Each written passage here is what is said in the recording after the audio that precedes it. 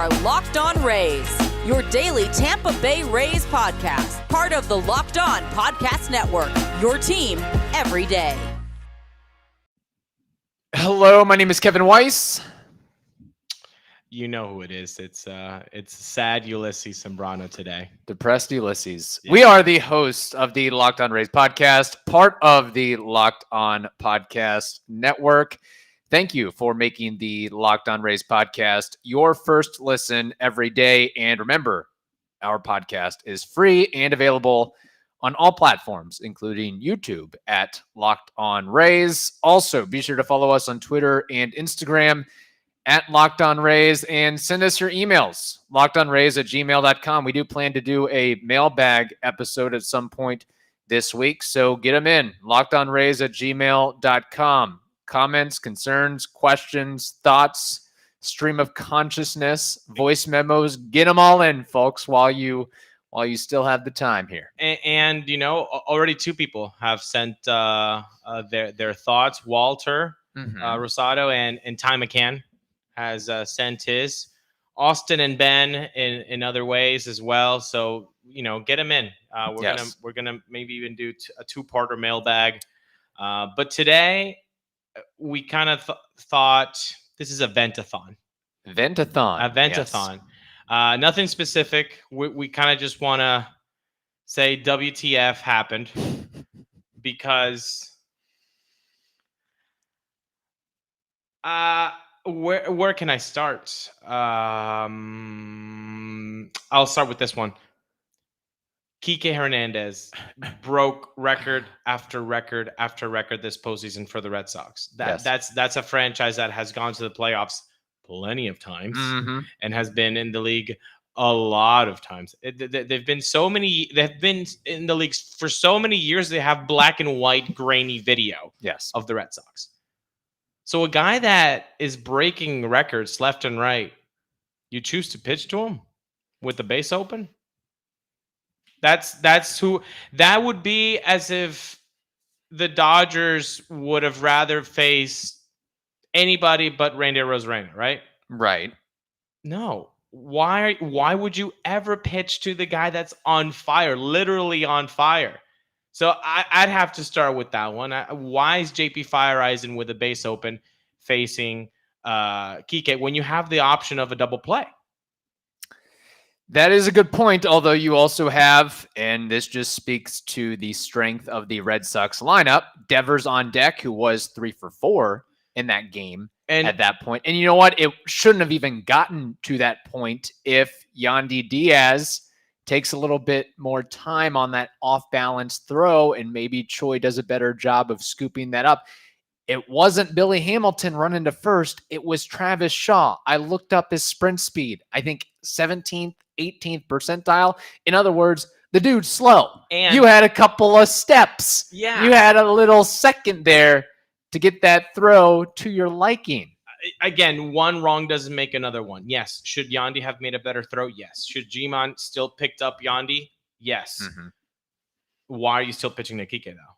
Because I know you understand 3 for 4, righty against lefty, all that. But we've all seen Devers' swing this postseason. He does not look like he's 100%. And you know that if you can execute on that fastball up in the zone, he's going to swing right through that. Don't do what Shane McClanahan did, which is leave that 98 down Main Street. Don't do that. With no movement whatsoever. Bells and whistles and like warnings of, hey, here's a fastball coming right up. Like, no, up in the zone. He just didn't execute the pitch, but that was the right pitch, a fastball. But you got to go up. Fireeisen can do that. He showed that during his outing yesterday that he could hit that fastball up in the zone for a strike.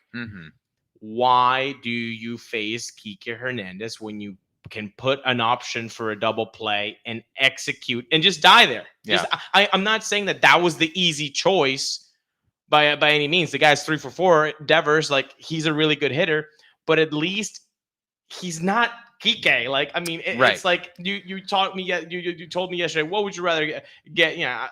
Punch in the face with the right hand or the left hand? Like, well, depends. Is the guy a righty or a lefty? I mean, is he strong? Does he lift? I don't know. Kiké is this year's Randy Arozarena. Yes. So why are you phasing him with the season on the line? So Ventathon will start like this. Locked on Race listeners, if you're watching us on YouTube, thank you.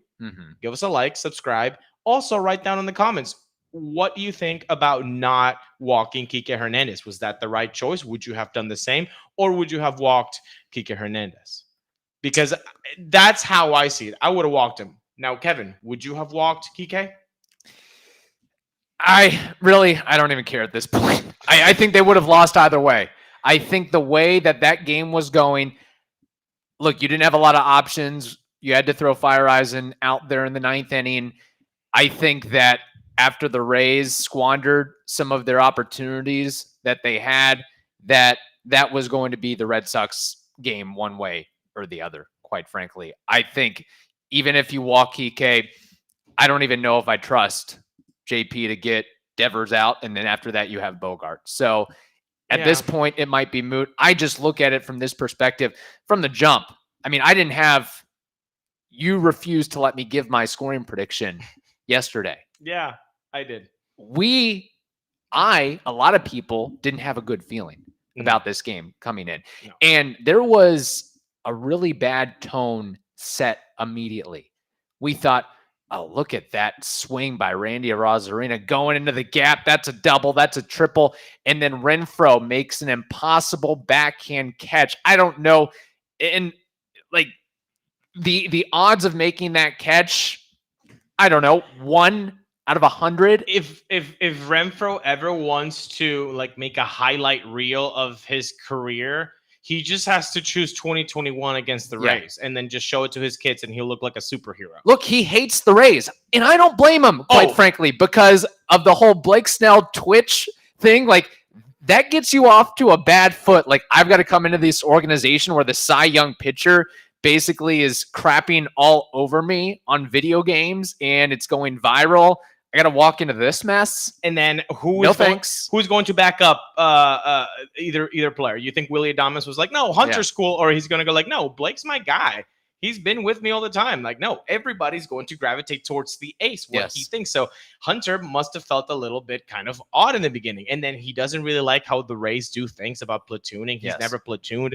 I mean, we've talked about this endlessly in his player review of last year. You know, just like Yoshi Tsutsugo. There are guys that have never had to platoon. They were always just regular guys, and they come to the Rays, and then they have to do that. It's a whole thing. So, yeah, Renfroe just... unreal. Yeah, so that was how the game started. That was the first play, first out of the game. And then the next batter, Wander Franco, takes the bat out of Franco's hands. I mean, Franco would have been better off just leaning the elbow, the forearm out a little bit and just taking one for the team, because that might have been the worst strike 3 call against the Rays this season. That might be the worst strike 3 call in baseball this year. 100%. You know, the one that I could still recall was a game in Texas with Joe Nathan closing it out, and Ben Zobrist was at the plate, and just a curveball down in the dirt. They called it a strike to end the game, and you're like, are you serious? That one was probably number 1. This has to be number 1A, B. Yeah. You know. Right.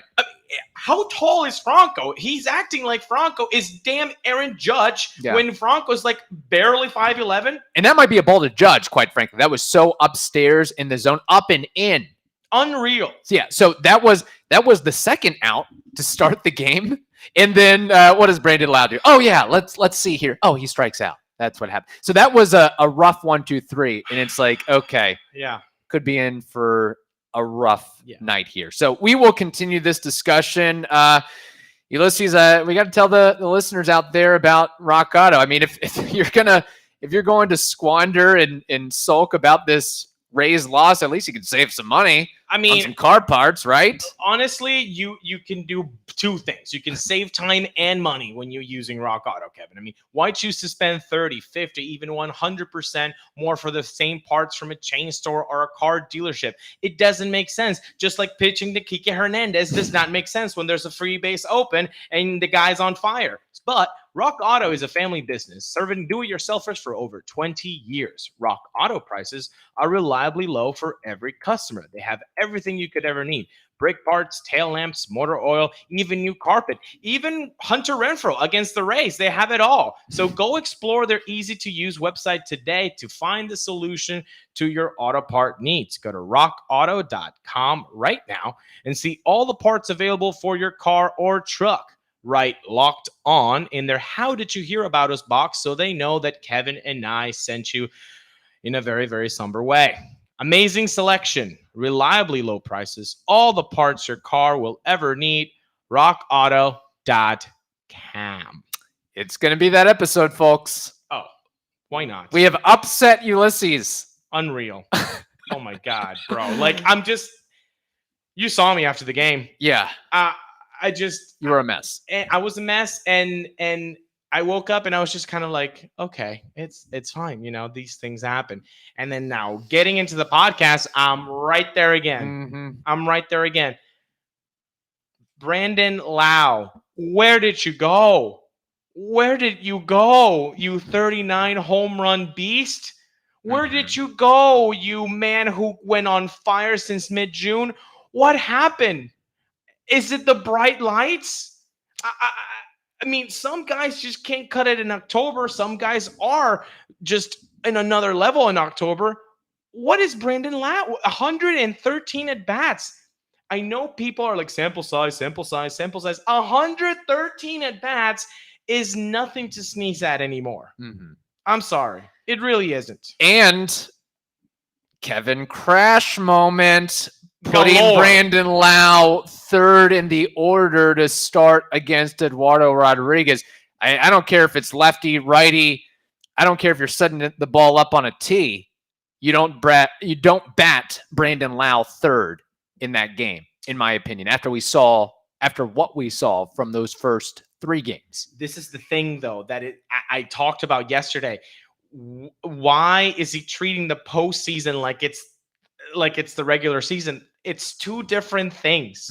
It's 2 different things. You can shuffle in and out Mazza and Lewis Head and Dietrich Enns. You can't do that in the postseason. So you got to stop acting like it's the regular season. You can let Brandon Lowe get some confidence batting third in April, May, June. Oh, July, here we go. He's on fire. Now we can let him go face lefties and batting third and all that. We're all happy about it. You can do that in the regular season. You cannot do that in the postseason. I'm sorry. Yeah. And you have Austin Meadows hitting 7th? Why? I mean, why not just flip those 2 guys? I mean, you're having both lefties on there. Yeah. Why not have Meadows hitting 3rd and Brandon Lowe hitting 7th? I mean, just for enemy's sake. I'm sorry, Kevin. One more thing. Yeah, go ahead. You're killing Wander Franco, Kevin Crash. You're killing him. I mean, what Wander Franco did with having Brandon Lowe behind him, you should already build a statue and give him a blank check to Wander Franco and say, you get whatever you want because you did that damage with Brandon Lowe behind you. Imagine what he could have done if there was actually somebody that got 1 measly hit in the postseason behind Wander Franco and not Brandon Lowe. If anything, I would almost make the case that, hell, if you're going to bat Brandon Lowe that high in the order, put Brandon Lowe in front of Wander Franco so he can at least get some decent pitches to hit. Yes! That might be the thing. And then, so to your point about Austin Meadows, the guy who actually helped manufacture a run to slowly get the rally started, the guy who worked a 17-pitch at bat, which is like the longest postseason at bat in 30 years or something crazy like that. He eventually struck out on a slider, but still, all intents and purposes, a very, very impressive AB, and we've seen some flashes from Austin Meadows while we haven't seen anything from Brandon Lowe. And when he did make contact, it was swinging bunts, basically. It was dribblers, if that. And here's the thing about Brandon Lowe, okay? He doesn't have the luxury of getting 90 plate appearances against the Baltimore Orioles. No. He doesn't have the luxury of getting 25 plate appearances against the Minnesota Twins. No. He doesn't have the luxury of getting 25 plate appearances against the Miami Marlins. Here's the thing that I think, and this is what we talked about last season, strikeouts, strikeout rates. It gets magnified in the postseason. What does Brandon Lowe do? Yes, he's got a lot of power packed into a small frame, but he chases, he swings and misses, he's aggressive, he strikes out, he struggles on off speed and breaking balls. What do you have in the playoffs? You have better pitching staffs who have better command and control, infirmer fastballs, infirmer off speed and breaking, and better advanced scouting.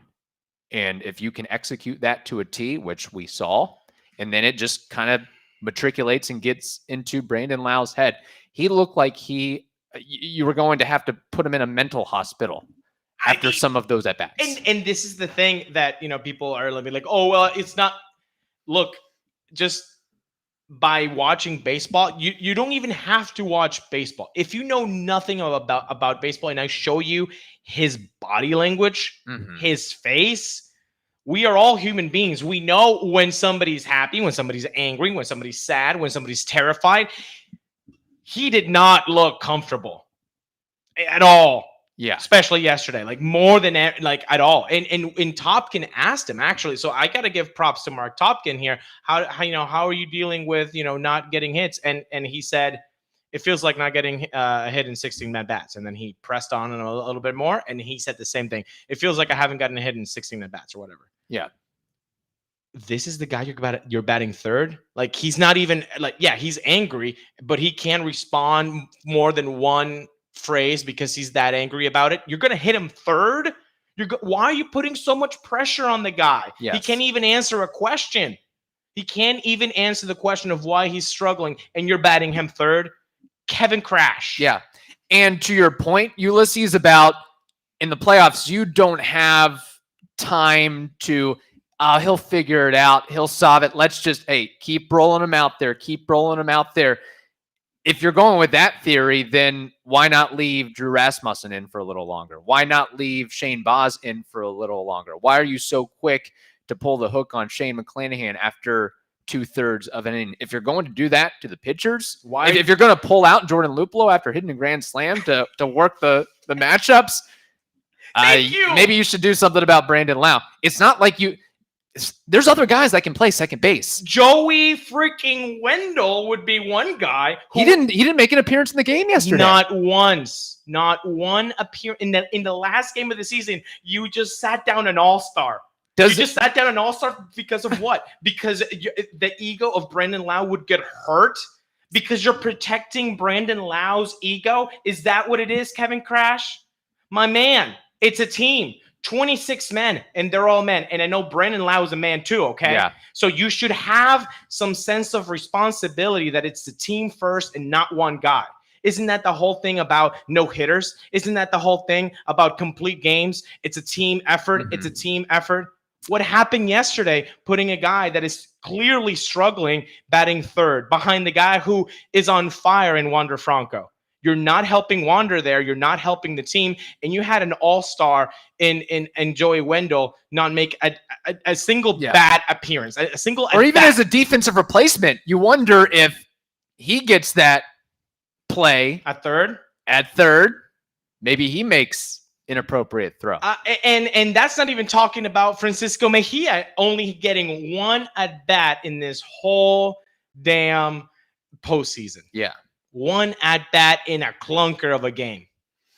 A lot of sighs. I didn't know that I was still this upset and frustrated. Yeah. I hope, Locked On Race listeners, I apologize if I'm getting to be too much, but I want to hear from you. Are you this upset? Do you think that leaving Joey Wendell in the bench is that okay? Batting Brandon Lowe third, is that okay? Having Austin Meadows batting seventh, is that okay? I want to hear from you guys because from my vantage point, it's pretty clear that none of those things are okay. No, you're right. And you made a really astute point as we were watching the game yesterday. Like, the Rays have figured out the market inefficiency of using 40, 45, 42 pitchers, however many pitchers they've had to use this season. They don't have the luxury of a Durham shuffle in the postseason. No. They don't have that luxury of, okay, we're going to swap. Let's call up Adam Conley. Let's call up Lewis Head. Let's make a move for Dietrich Ends. Let's literally throw the kitchen sink at everything. You have your set roster, and you can't fiddle with that whatsoever unless you try to sneak or squeak by with an injury or something like that. And they sort of had an opportunity with Whistler, and they didn't capitalize on that. And last I checked, Whistler was not used yesterday. Well, there you go. Well, there you go.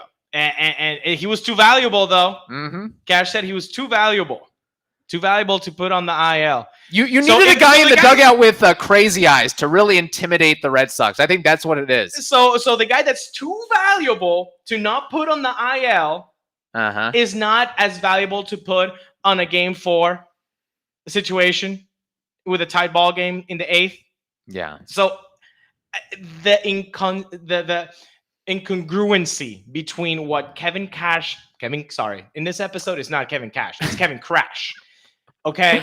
Kevin Crash, what he says and then what he does are completely two different things. And it would be really nice to see somebody that has the credentials to ask Kevin Cash these sorts of questions to do so. Because I know that if we had the ability to do that, I would hella do that. They don't let us in the Zoom calls. They do not. But they let Steve Carney in there. They let Neil Solondz in there. They let Topkin in there. But I bet, those are softball questions, right? Well, how does it feel to get 100 wins and then not, be knocked out of the playoffs?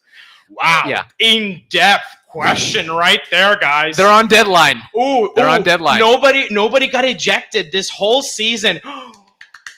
Oh, what a great tidbit. Thank you so much. That's amazing. Oh, how did you ever find that out? Speaking of media interviews, you talked about these guys are men. These guys are adults. Yeah. These guys are professional athletes. I don't know what led or what went into this decision, but Shane McClanahan was not made available to the media. That's a travesty. That is a travesty. I don't know if that was he told the PR people that he didn't want to speak, or the PR people opted not to make him available. But that is so BS. That is so unfair. And to force Andrew Kittredge and Mike Zunino answer questions on behalf of McClanahan's duty performance, I still want to say, I'll just say BS. I'll just say BS on that. I know you're a rookie, but I don't care. Stand up. You appeared in the postseason last year. You made what, 30, 35 starts. You're the ace. You're the ace of this team. Where are you? He's throwing chairs in the bottom of the clubhouse. Okay, I get that, but muster up enough strength to answer questions for 5 minutes. Yeah. Freaking do it. The fandom deserves that. Yeah. And you deserve to, put a little bit of green Skittles here and there sometimes. When that is true. Yeah. Well, I lost some green Skittles on the Rays over the course of this series. I don't think I was the only one, but there's always more green Skittles out there. There you go. And you should use it at BetOnline. BetOnline is your number one spot for all the pro and college football action this season. With a new updated site and interface, even more odds, props, and contests, BetOnline continues to be the number one source for everything football. Well, there's definitely no more Rays baseball to watch this year, so we got to watch some football, I guess. So BetOnline, it is the fastest and easiest way to bet on all of your favorite sports. Remember to use that promo code LOCKEDON, LOCKEDON. That's LOCKEDON, LOCKEDON. BetOnline, it is where the game starts. I'm serious. I need to hear from Rays fans. I need to hear from all of you guys. I want to know if you're this upset like we are. I want to know if you're just completely okay with it. I do want to say this in my hot heatedness of the moment. There will come a time, maybe even as soon as tomorrow, where we can look at it fondly. Yes. Not today. Give us today to vent. So for all of you that are listening, you're like, oh, you guys are so negative today. Well, just give us today. We're going to be negative today. Okay. Tomorrow we can, oh, what a great seed, yada, yada, yada, and all the roses and pretty, and the window of opportunity is wide open. Not today. Today I'm upset. Today I'm upset because the Rays are a better team than the Red Sox. The Rays are a better team than the Red Sox. Now, in this series, not so much. Was that due to performance? Yes. but was that due to maybe some outside unexpected things, i.e., the contact from Renfroe, the obstruction, no judgment call, the umpire strike zone that was called, at least the most egregious thing being yesterday, Kevin Crash appearing from game 2 and never leaving the scene. Game Friday, or the game on Friday that just bled it open. Yeah, and the thing is, we said, okay, that they didn't chase the W on Friday and how that's wrong. What did they do yesterday? They chased that W. Mm-hmm. They chased that W. They put Kittredge in a 5-0 game. Why didn't they use him on Friday? But on Friday, where the bleep was Andrew Kittredge? Where the bleep was Pete Fairbanks? We had to save him for Monday, right? Oh, wait, yeah, exactly, yeah. Oh, they didn't pitch for a week, and you didn't chase that W at home, where we've got the cowbells, where you've got people that are supporting you, where you got people that are not going to throw things at you because we're a classier city than Boston. Yes. And you decide not to chase that W in your home field advantage? You let people start walking out in the 7th inning because they've seen enough? When you had Kittredge, you had Fairbanks. What were you waiting for? Yeah. They weren't going to pitch for a whole week. And then you used them for two innings. And didn't Fairbanks was used for 2 innings as well yesterday? Yeah, he was very good. Inning and 2/3. So you couldn't have done the same thing on that Friday night game. You couldn't have done that when you saw 5-2, 5-3, 5-4. You couldn't have done that. Just Kevin Crash all over the place. And you know what? He should win AL Manager of the Year. And that's a very good, distinct line that we have to make. He was a great regular season manager, if not the best in the American League. But in the postseason, awful. Yeah. Awful. I'm telling you, this season for the Rays, it's been like The Sopranos.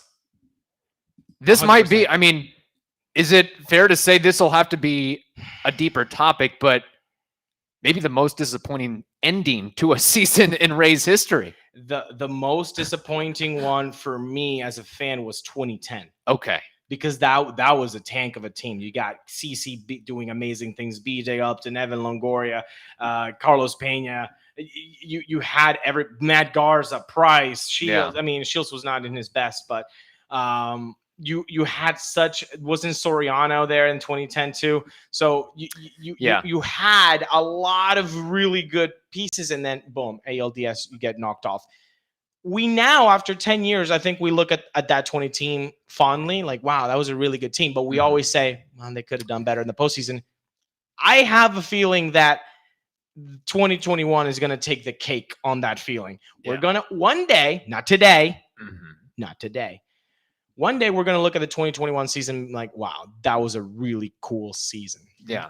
I'll say that today. It was a really cool season. 100 wins. That's amazing. That's amazing. A team that entered the playoffs with the second best ERA in the American League and the best offense in the American League. And this is what you got. And this is what happens when you enter the playoffs and you have best of 5 series instead of, not saying this would have made a difference, but it would have helped to have a best of 7. And there's actually a very interesting stat here. And it just goes to show you that playoffs in baseball and maybe some other sports as well, a bad call, a bad bounce, a bad break. Yeah. And that can ruin your fortunes. And I would not be surprised in the least if the team that the Rays just lost to wins the whole freaking thing. They look like they have starting pitchers. They have pitchers who have more than 2 pitches.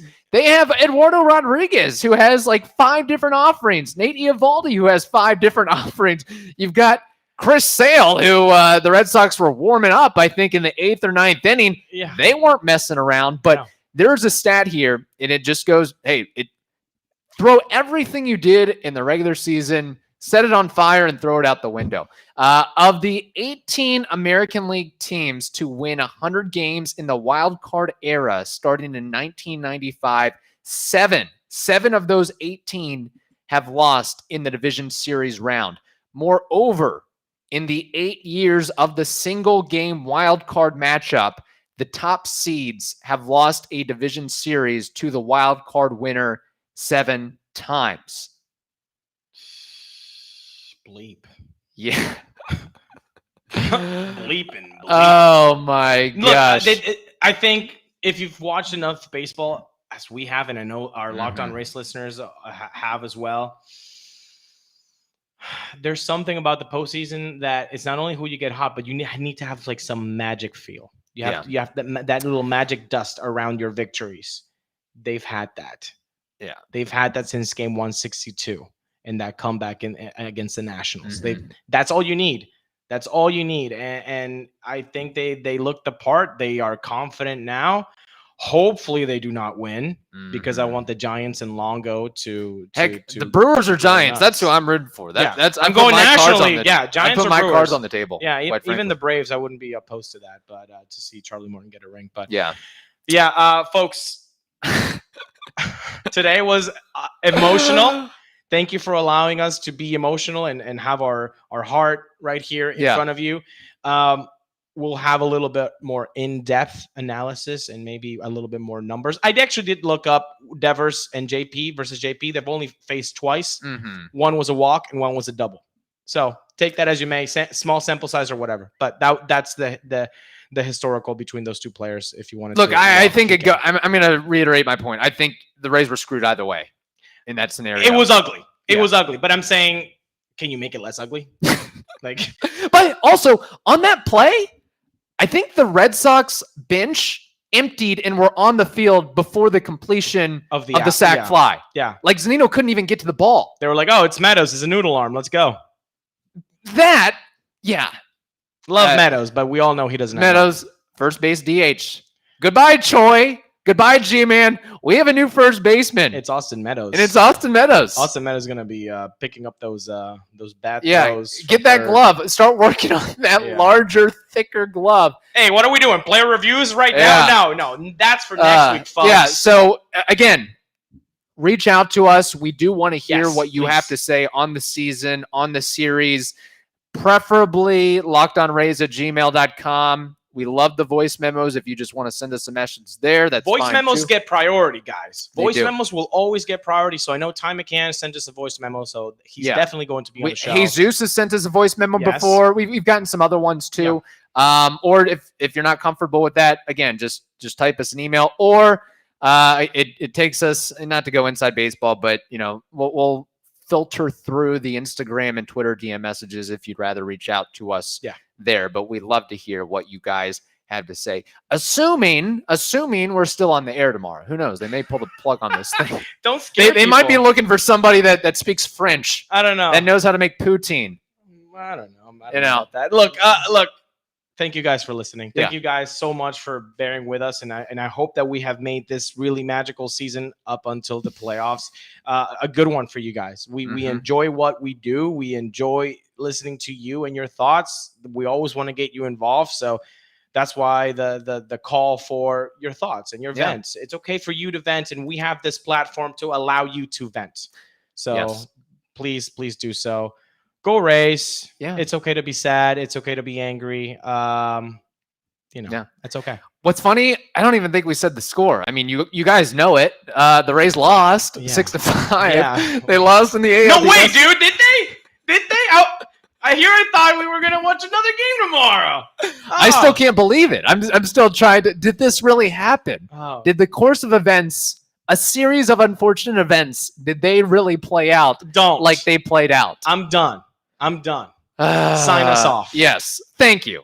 Thank you again for making the Locked On Rays podcast your first listen every day, and we will be back tomorrow. In the meantime, be sure to check out the latest episode of the Locked On